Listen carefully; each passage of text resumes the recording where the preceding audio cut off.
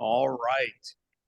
So tonight, our speaker is Mr. Ricardo Ortiz. He purchased Garden of Eva's nursery and turned it into Ricardo's nursery.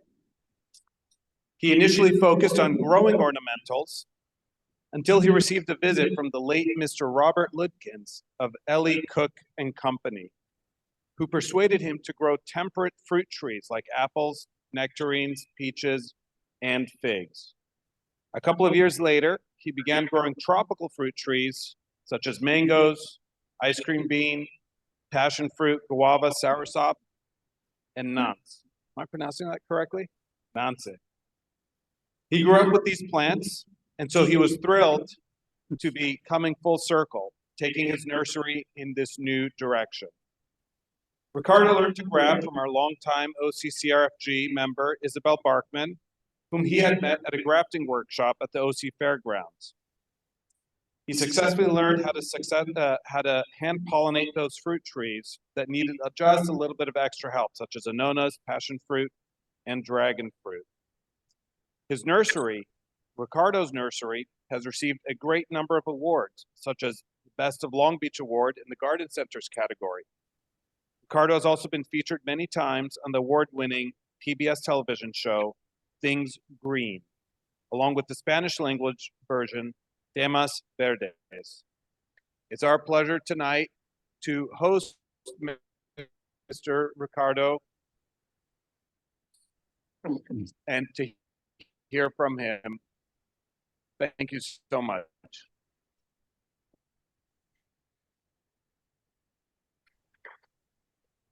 Hello. First and foremost, is Isabel Barkman. She's the one who invited me to this group.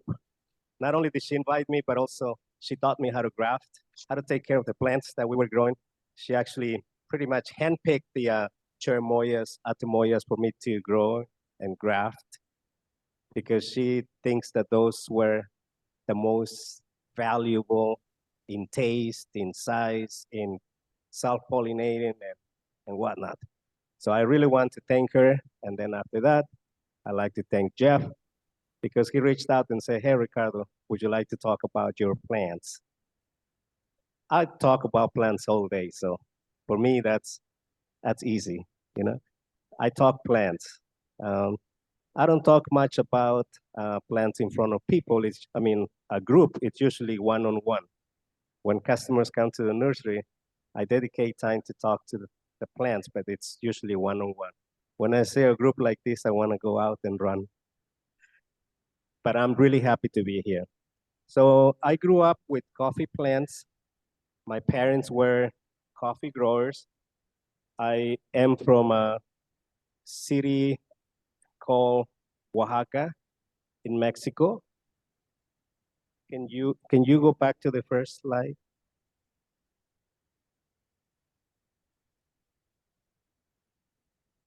And so when I was a kid, I was always playing with coffee plants. I used to climb up these big old trees, the Inga edulis, to pick the fruits. So I was very familiar with a lot of fruit trees. The place where I was growing up, it's 1,300 meters above sea level, and it's warm. So it rains a lot. It rains about 3 months out of the year. So you never wear jackets because it's not cold. When it's not raining, it's usually around 75, 85 degrees, like at all times. It's really beautiful. So a lot of plants do really great there, especially the plants that are, like in this case, was the coffee plant. I don't know if you guys are familiar with the coffee, but this here, it's the coffee plant blooming. It looks very similar to a star jasmine, and it's very fragrant. So when the blooms start to appear at the beginning of March, there's thousands, maybe millions of bees around the coffee plant. So all you hear is this buzz, like zzz, and there's nothing but flowers and bees. So we just don't walk into the coffee plants because we may be stung. So we just let the bees do the job. So once the coffee turns into a berry, they turn green first. Right here, there's a few of them that are green. They turn green first and then they go into a red color. So this is a perfect example of how the coffee plant looks when it's ready to be harvested. This is a coffee plant at the nursery, and he had some coffee beans and it was sold today. I wanted to keep it as the nursery plant, but someone came today and had to have it. So I was happy to sell it to him. So this is what I used to do when I was a kid. We used to harvest the coffee and then eventually sell it to there's an institution called Instituto Mexicano del Café. So all they did was buying coffee. So they used to buy all the coffee from all the farmers. And that was my job as a kid. And 30 years later, I bought the ranch for my parents. Now I'm doing it again, but I'm doing it from here. So I get to travel a lot and I really enjoy this. And you guys are gonna try some coffee. I brewed some coffee earlier today. So if somebody likes to try it, it's right there on the big blue thermo. And I also have a bag there that is gonna be raffled today. It's already ground. So it's already been processed. So this is the first plant that I was familiar with. For us, there was no other thing but coffee plants. It was just coffee everywhere. Everywhere we looked, there was nothing but coffee plants. And that was the number one source of income. Now there are other sources of income, but when I was a kid, this was the only one. It was coffee and nothing else. So we would drink coffee when we get up out of bed. First thing we drank was coffee, and before we go to bed, we drink coffee. So it was coffee in the morning and coffee in the evening. And the kids, they would drink if my mom was too busy taking care of the coffee plants or the coffee beans on the patio, then we were babysitting and we would add powdered milk to coffee. So we put coffee in the bottle, and that was what the kids drank. So that's how much we drink coffee. And for us, it's one coffee and then you go to sleep. I know a lot of people can't sleep after they drink coffee. With us, it doesn't happen. So it's the other way around. We drink coffee and then we go to sleep. So anyway, this is the first coffee plant that I was familiar with. Then eventually, when I came to this country and ended up working in the nursery, I found a way to continue growing the plants that I was familiar with because it was easy. I already knew how to grow it. So, and learning that it grows well here was such a blessing because anyone can grow it. I'm in Long Beach, so I think we're in zone 10A. So if you're in this zone, it's about the same zone. So we're not really cold, we're not really hot. So whatever plants I can grow in Long Beach, you can grow here. Unless you are in the Inland Empire, then you have to protect it. So coffee plants were usually grown underneath Inga edulis, the ice cream bean. Now the ice cream bean, oh, this is the nanche. So I'm gonna go a little bit over to the ice cream bean. Ice cream bean was some of the trees that were growing to shade the coffee. So coffees were grown underneath these big old trees. And one of the reasons why they were growing like that is because they are a great source of nitrogen. So all these leaves that will fall down were the source of organic fertilizer for the coffee plants because my dad refused to use synthetic fertilizer. He always believed that organic was the way to go.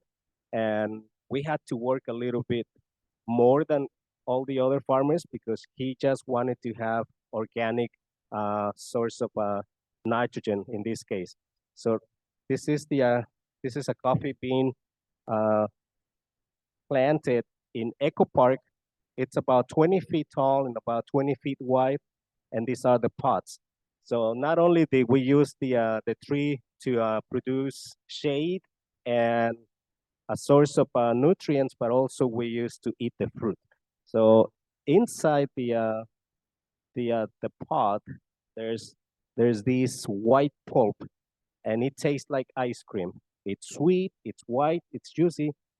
We never ate the seeds. People from El Salvador or Guatemala, they cook the seeds and they eat it. We never did, so I really don't know how to process it.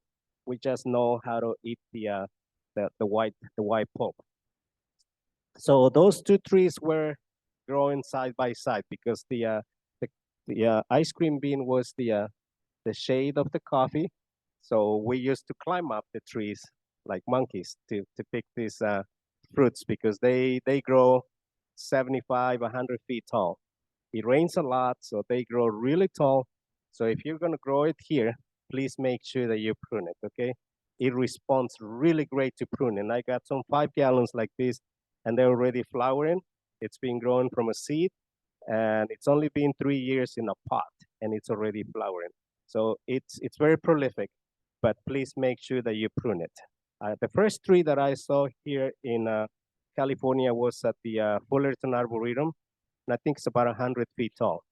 But that tree, no one has pruned it. It's just growing wild. So if you're planning to plant a tree next to your wall, not a good idea. It needs space. You have to plant it at least 50 feet away from your house because the roots are big. That, to hold that size of a canopy, they need to have strong roots. So it's winds usually, if it's too loaded with fruits, and if it's too big, they will break some limbs. So it's important that you keep the tree control. Otherwise, you're going to be sorry. All right, so that's the ice cream bean. And of course, here there's places where they sell the fruit, and it's very expensive. They sell 1 pound for $10. And 1 pound, it's about to this the fruit stands and buy the fruit if you can actually grow the tree here. And it's one thing though, it likes water, so it wants to be watered at least twice a week if it's in a container, and if it's in the ground, I say to water at least once a week. So it's important that they get water. If you don't water it, it will fruit, but the pulp is going to be dry. So okay, to go back. This pulp here will not be juicy. So when it's watered enough and fed with balanced fertilizer, it's very juicy. It's sweet and it's juicy, and I hear that it's very nutritious too. I never got into what kind of vitamins it's got. I just like to eat it, and I just eat it. Okay, so that's the ice cream bean. There's another plant that I grew up with, and it was the nanche. We call it nanche. In Oaxaca, they call it nanche.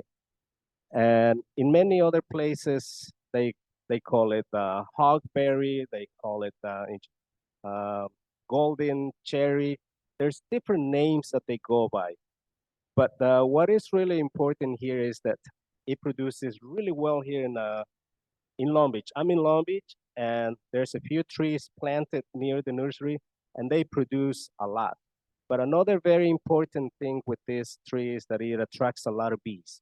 So if you have other trees that you want to be pollinated, I think it's very important that you bring trees or flowers that attract bees. So, and if you have beehives, I think this is one of the greatest trees to have.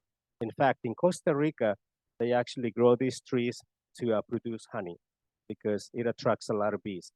So the fruit, just think of a cherry. It has about the same flavor as a cherry, so it's sweet and it's got a little bit of tart on it. It's got a big seed like a cherry. And what they use this fruit for in Oaxaca is that they use to make, we produce a lot of mezcal in Oaxaca. And mezcal is produced from the agave. So they use the fruit to put inside the bottles of mezcal, so the mezcal now tastes like nanche. So I really don't know what you call it here in Mexico. It has a different name. I don't drink much, so I don't know what's the description for it. But I know that they put them inside the mezcal bottles, and then the mezcal tastes like nanche. Very popular in Mexico right now, especially in Oaxaca. So also, it's a beautiful flower. This tree here, it's growing on 68th Street and Cherry in Long Beach, and it's about 15 feet high and about 15 feet wide, and it's fully loaded with flowers and fruits, and no one pollinates it. So it means that it doesn't require another tree to be cross-pollinated, or cross-pollinated. So it produces fruit on its own. So I've been driving through downtown Long Beach, Los Angeles, and I see many, many trees planted along the city. So that makes me feel really comfortable growing it. Because before I grow a tree, I make sure that it produces in the area. And it's handled the last winter. I have a nursery that I sold 400 plants in 1-gallon containers back in November, and they were able to survive the long and cold winter that we had. So now those plants are in 15-gallon and they're blooming. They're absolutely beautiful. From a seed, it's taken me 2 years to bloom. So you don't need to graft. People sometimes ask me if it needs to be grafted. It does not, because it produces fruit on its own. 2 years, or about 2 years, 1.5 to 2 years, they start to bloom. So it grows fast. Even though the information on Google, it says that it's a slow growing tree, not here. It grows really fast. Once you put them in the ground, I got a couple gallons on the table. They're probably 10, 12 inches. If you put it in the ground now, by next summer, it's going to be 3 to 4 feet and maybe blooming. So it grows fast. And again, if you want to bring bees to your garden, this is a great tree to have. I've had some 24s and 30-inch box trees last year, and there were guys that were buying the trees just for the flowers. They didn't care much about the fruits. They just wanted the flowers because the flowers were absolutely beautiful. There's one guy who purchased a 30-inch box, and he's like, Ricardo, I just go in my garden, drink my coffee, and just enjoy my tree. I don't care about the fruits. I just care about the flowers because it really puts out a show. So this is my sister's house in Long Beach. That tree was planted 6 years ago from a cutting, and in 6 years, it's grown 10 feet. So it's 10 feet high and about 10 feet wide, and it's loaded with fruits. So very easy to care for. It's planted in direct sunlight. As you can see, it's grown in the middle of the grass here. So it does get a little bit of water, and you can see that the tree is really happy. So it appreciates some water. The one on 68th Street and Cherry, it's planted on the sidewalk, so I don't think anybody really waters it now. So I think it only gets water when it rains. But other than that, it doesn't get any water. And it's doing really, really beautiful. So this is the nanche or nance. Pepeto, we already talked about that. And this is one of my favorites. A lot of you guys have watched my videos and have seen that I've been hand pollinating this vine. It's a Passiflora Phoenicia Ruby Glow. The flowers are very spectacular, but the fruits are amazing. Many years I grew it and I was not able to make a fruit. I had different information from different people telling me that I needed to have 2 plants. Plant A, plant B, A pollinates B, B pollinates A, but it turns out that still wouldn't set fruit. It will drop.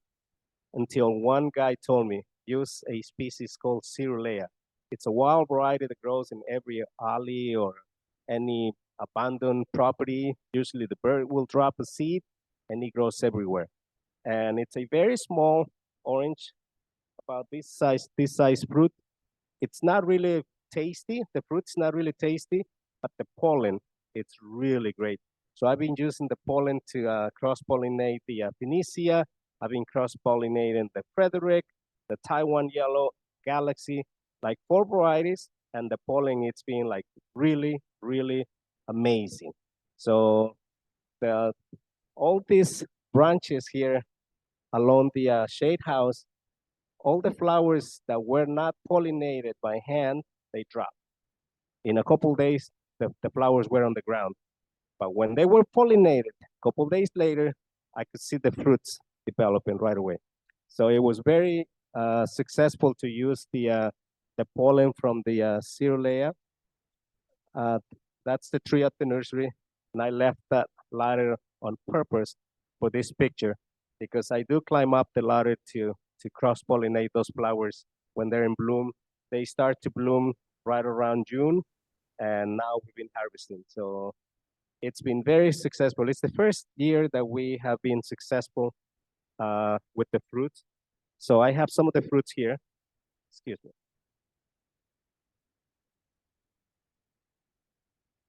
Now, I have to tell you something about these two fruits that I'm holding. These were grown on top of the net where nobody pollinated it. So it's amazing. On one side, if it doesn't get hand pollination, it drops. But the ones that are grown on top of the net, no one can reach there. And they've been setting fruits there too. So Jorge Ochoa, the guy who talks about passion fruits a lot, he said this may be a different species. So he asked me to save the seeds and to propagate it, and hopefully by the next generation, it will be self-pollinated. So we've been saving some seeds. We already been planting some of them. But another thing is that the rats been getting there before me. So they really like them. So if you have some of these passion fruits growing in your yard, you have to watch out for the rats. So one of the best ways to protect them is to wrap them with a paper bag, and that will be the only way to protect it. Otherwise, you're gonna come out and there's gonna be nothing. It's completely empty.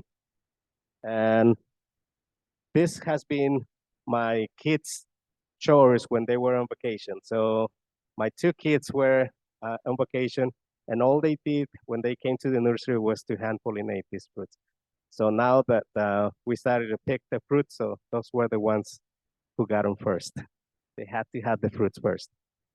And so I've been growing different varieties. This is the Passiflora quadrangularis, also known as giant. And this was not cross-pollinated. It was just, it set fruit on its own, but only two flowers set fruit this time. It's only a year-old tree, but it's not growing here. It was grown in Mexico. But I'm already growing the plants here, so hopefully we can go through the winter because they don't like cold. I have purchased one from Florida once, and in the last winter, I lost it. It was already 3 feet tall, and we lost it. So the ones that I'm growing now, hopefully, because it's been acclimated in Long Beach, maybe it can get through the winter, and I'm still gonna keep it on the shade house through the winter and see if it sets fruit by a couple years from now. But since I do have the Passiflora cerulea now, so that's gonna be my pollinator. That's gonna be my universal pollinator. So if you buy a Passiflora Ruby Glow, make sure that you buy a Passiflora cerulea too, because if not, then you're only gonna have nice flowers, but you won't be able to have fruits. You're risking it. And here's the other one. This in Oaxaca, they call it sweet granadilla. They actually call it granada de moco, and moco means booger. And they grow everywhere in the mountains. They like cold. They don't like the heat. And now we've been successful growing it here in Long Beach, in Gardena, in Carson, in Compton. A lot of customers that I have sold plants from seeds in the past, now they're telling me that it's finally producing after 4 years of being grown from a seed. So one guy has been making cuttings, and I've been purchasing some 5 gallons from him. So his 5 gallons look like this. They're very beautiful. The 15 gallons look like that. And last year he got fruits. These were his fruits from his 15-gallon container. Of course, the 15-gallon container roots already went through the ground, so the roots were really bound. And he was able to pick the fruits, and he did something very smart. He wanted to plant it in a bigger container, but he didn't do it in the right time of the year, and he killed it. So he started again from scratch. But he has some 15-gallon from last year, so he's been getting cuttings, and I've been getting cuttings from that plant too.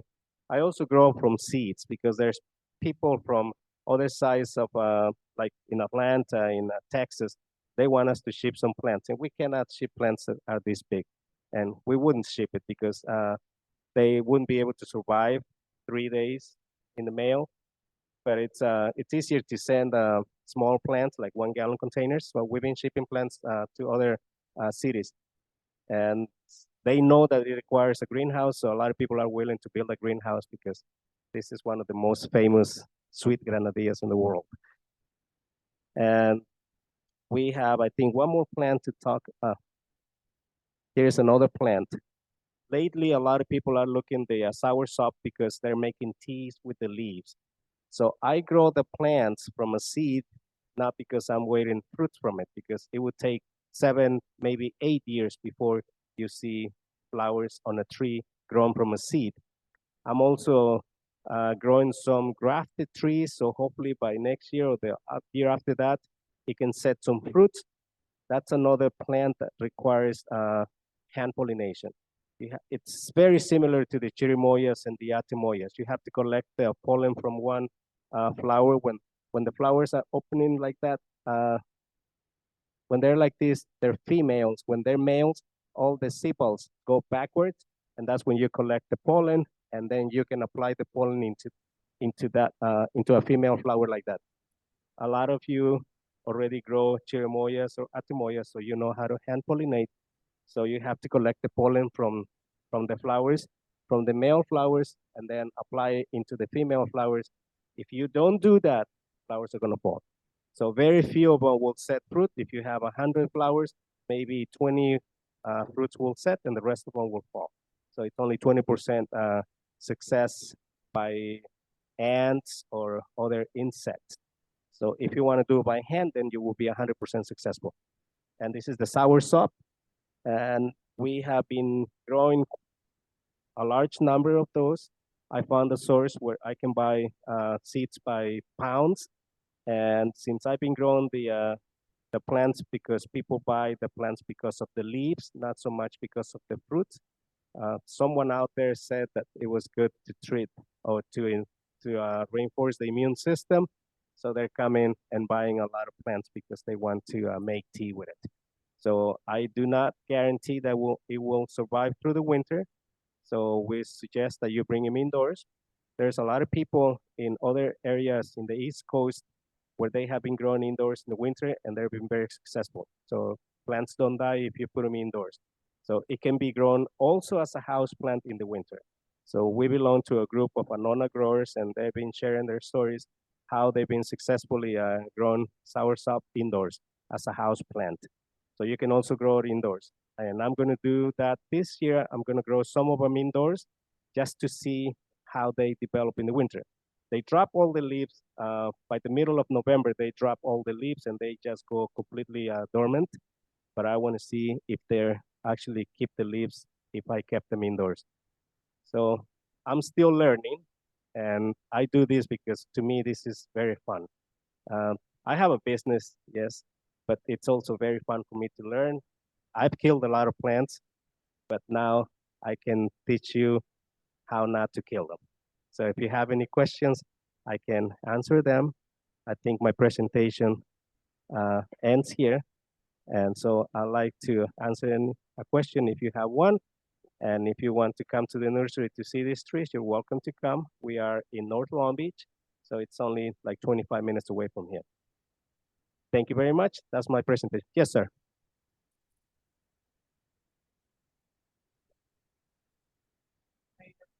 Overnight? For the passion fruits? Yes. No, No. no. I just go and get the anthers and apply the pollen right away. Anthers. Yes, Okay. I use it right away.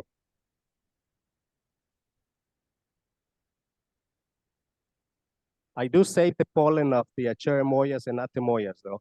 I collect the pollen today and I use it the day after. How do you the the ice cream bean? How do you eat that? You just cut it in half.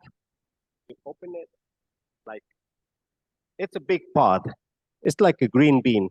You get the center of it and you just split it in half. And you just pick the seeds and like I said, just eat the white pulp, leave the seeds out. It's very easy. It's very easy. Once it's ripe, you'll know when it's ripe because it starts to turn yellow and it's usually really fat. So if it's still flat, it's not sweet. So it's got to be fat and it starts to turn yellow. And that's when you pick them. If it's really yellow, it's overripe and it won't taste good.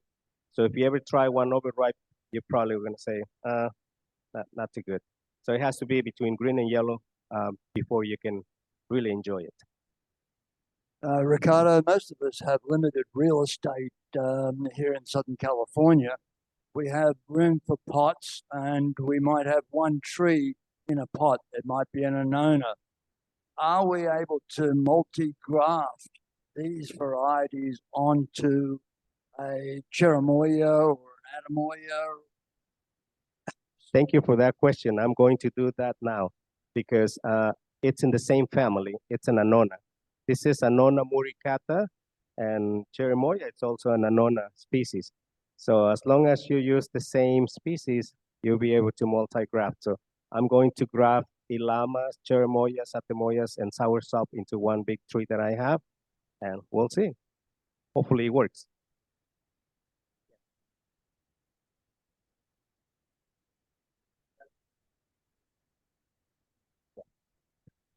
Some of us have run out of room in our yard, and so I'm trying to grow things in pots. Can you grow the yellow cherry in a pot?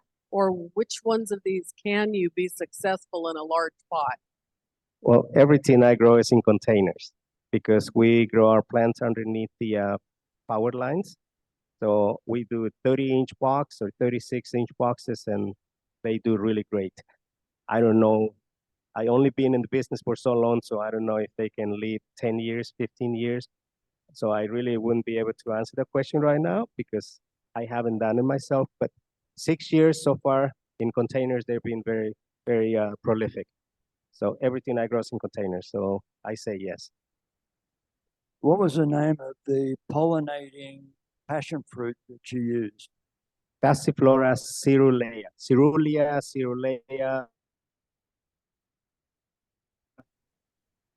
It's a,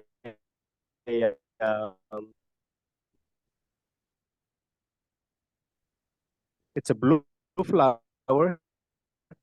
They also call it going to be black or gray, but the cerulea is red. It's not really tasty. Some people eat it. I personally don't like it. I have better ones. I grow better ones. Okay, and can you graft that particular pollinator onto the Ruby Glow?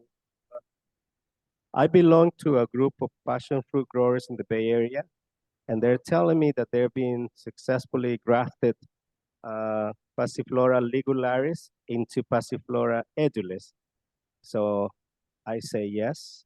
In Colombia, they also graft the ligularis into the edulis because edulis, it's a stronger rootstock. So if you try it, I think it'll work. I may try, but I'd rather grow from cuttings because it's easier. Well, seems like we're done here. So I have some plants on the table that are going to be raffled. And if you have any other questions, I'll be more than happy to answer. Otherwise, I'd like to thank you guys for being here and thank you for the invitation. And Thank you very much. Yeah, thank you very much, Ricardo. It was a wonderful presentation. And everybody knows, I think, I don't know whether you have any business cards with you, but please hand them out. But Ricardo's nursery is up over in Long Beach, and he has a huge, huge area that has got a large number of different types of fruit trees. It's really a wonderful place to visit, and you know, he and his team are very informative and can help people out a lot with growing things. So I recommend everybody to go down there and have a look and see what he has.